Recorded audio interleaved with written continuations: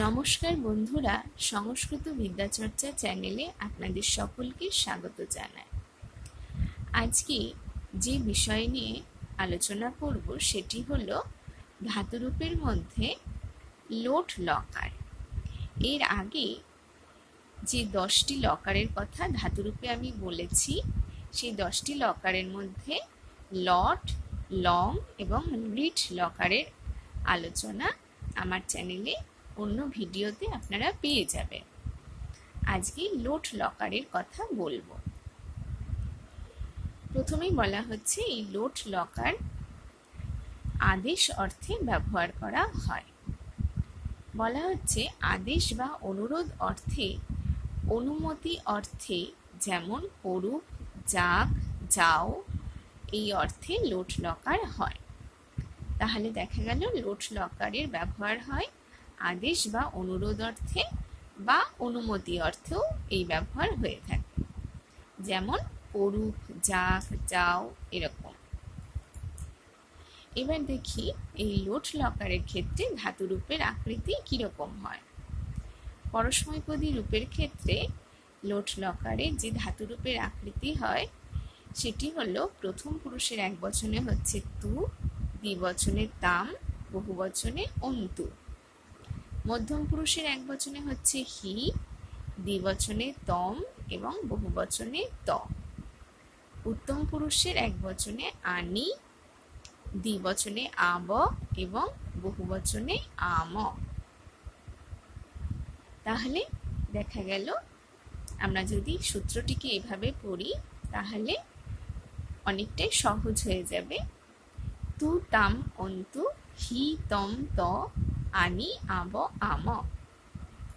এবার একটি ধাতু দিয়ে আমরা এই রূপটিকে বোঝার চেষ্টা করব। এখানে আমি গম ধাতুর রূপ বলছি। এর আগেও অন্যান্য লকারগুলির আলোচনার ক্ষেত্রেও আমি গম ধাতুর রূপই বলেছি, তাই আজকেও এই গম ধাতুর রূপ দিয়েই আপনাদেরকে এই লোট লকারকে বোঝাবো। তাহলে দেখা যাচ্ছে গম ধাতুর প্রথম পুরুষের একবচনে হচ্ছে গচ্ছতু, যেহেতু প্রথম পুরুষে তু হয় প্রথম পুরুষের একবচনে। তাহলে এখানে হচ্ছে সহ গচ্ছতু। সহ এই কারণে হলো যে এটি প্রথম পুরুষে, প্রথম পুরুষ মানে সে, তিনি, তারা, এরকম অর্থ। তাহলে এখানে তৎশব্দের প্রথম আর একবচনে গচ্ছতু হচ্ছে সহ গচ্ছতু। দ্বিবচনে হবে গচ্ছতাম, যেহেতু সূত্রে তাম আছে। দেখুন তু, তাম, দ্বিবচনে হয়েছে তাম, তাহলে এখানে হচ্ছে গচ্ছতাম। তাহলে এখানে বলা হয়েছে তো গচ্ছতাম, তাহলে এটি দ্বিবচনের রূপ। দ্বিবচনে হচ্ছে তৌ, তৎশব্দের দ্বিবচনে তৌ হয়। পরে বহুবচনের রূপ হচ্ছে গচ্ছন্তু, যেহেতু সূত্রে দেখেছিলাম অন্তু হয়েছিল প্রথম পুরুষের বহুবচনে, তাহলে এখানেও হবে গচ্ছন্তু। এখানে বলা হচ্ছে তে গচ্ছন্তু, কারণ এটি তে হলো তৎশব্দের বহুবচনের রূপ। তারপর দেখা যায় মধ্যম পুরুষে বলা হচ্ছে গচ্ছ। এটা গচ্ছ হলো এই কারণে যেহেতু মধ্যম পুরুষে হি রয়েছে। হি থাকলে এখানে মধ্যম পুরুষের রূপ হবে গচ্ছ। ত্বং গচ্ছ, মধ্যম পুরুষ মানে তুমি, তোমরা, সেহেতু এটি যুষ্মৎ শব্দের একবচনের রূপ হচ্ছে ত্বং গচ্ছ। তারপর দ্বিবচনে গচ্ছতম। গচ্ছতম এই কারণে হলো যে সূত্রে তম ছিল দ্বিবচনে, মধ্যম পুরুষের দ্বিবচনে তম হওয়ায় এখানেও গচ্ছতম হলো। আর এখানে বলা হচ্ছে যে যুবাং গচ্ছতম, যুবাং হলো যুষ্মৎ শব্দের দ্বিবচনের রূপ। তারপর বলা হচ্ছে গচ্ছত। গচ্ছত এই কারণে হলো যে সূত্রে ছিল মধ্যম পুরুষের বহুবচনে ত, তাই এখানেও হলো গচ্ছত। জুয়ং গচ্ছত, কারণ যুষ্মৎ শব্দের বহুবচনের রূপ হলো জুয়ং।